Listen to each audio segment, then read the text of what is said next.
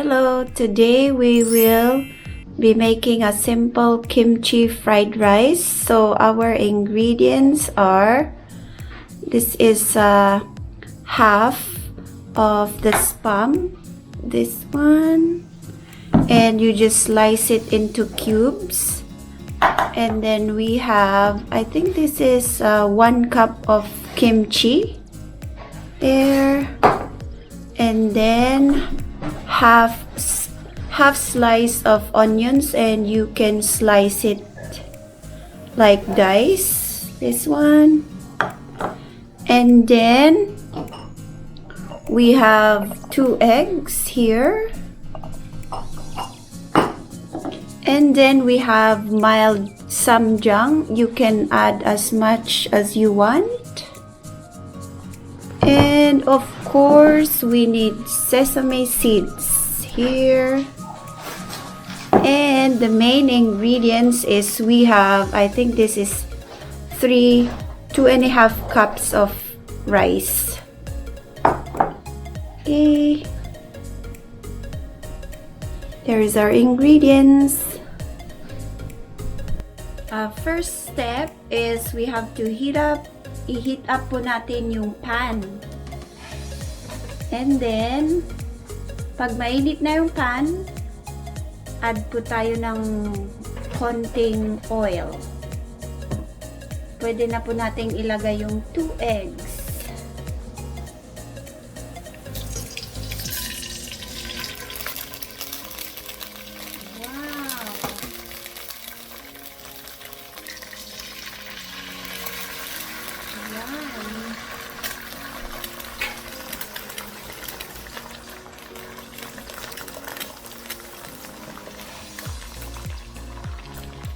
Then, lagyan po natin ng konting water.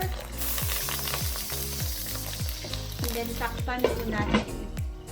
Yan, parang, ano ba ito? Sunny side up.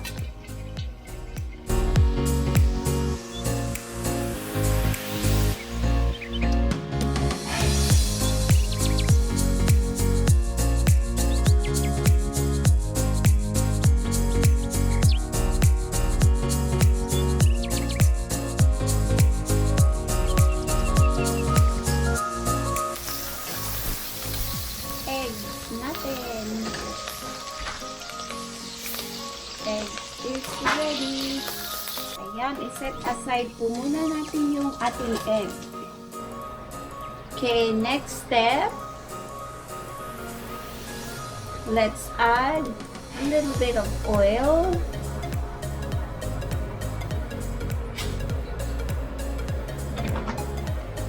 Okay, next step, let's add the spam. Isutay po natin ng mga para mag-brown ng konti.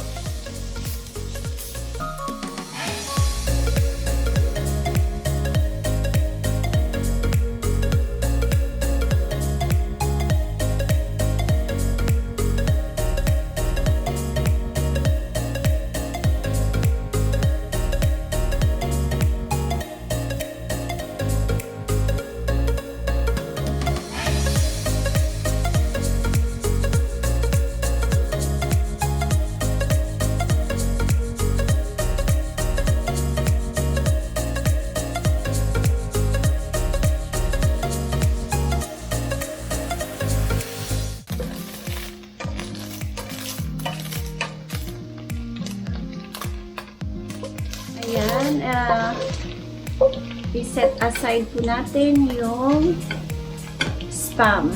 Ayan po yung spam, brown na siya. And then next, let's put our onions.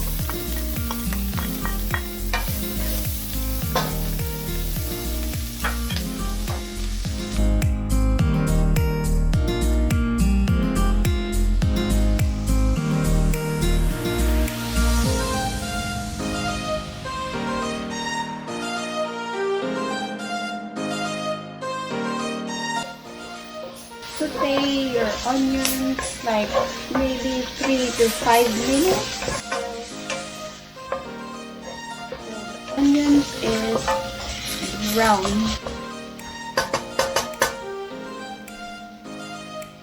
And then let's add our kimchi.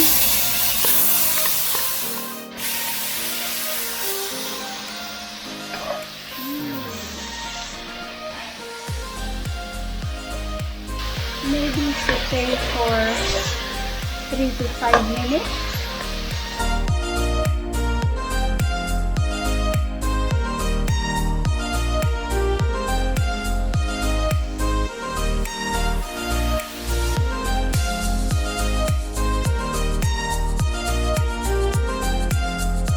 And then let's add our rice.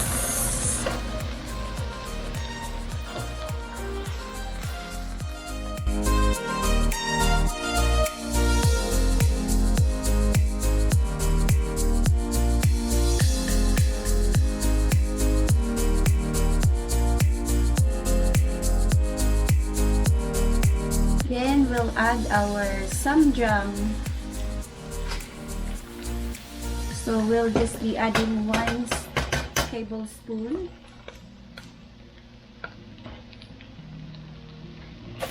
It's mild, so you can add as much as you want.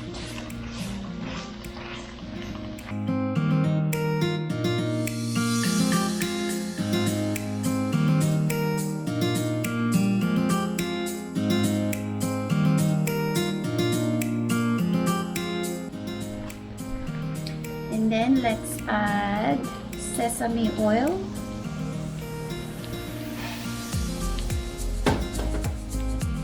You can add sesame oil and it smells good.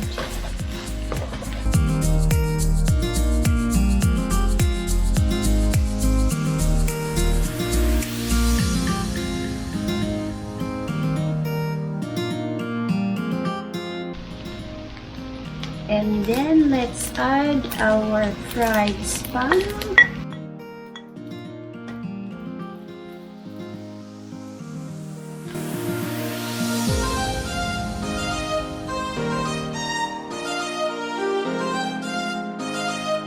That's our kimchi fried rice is ready. Ayan, let's try our kimchi fried rice.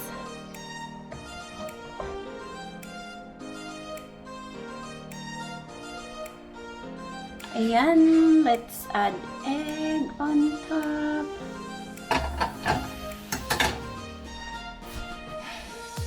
And sesame seed.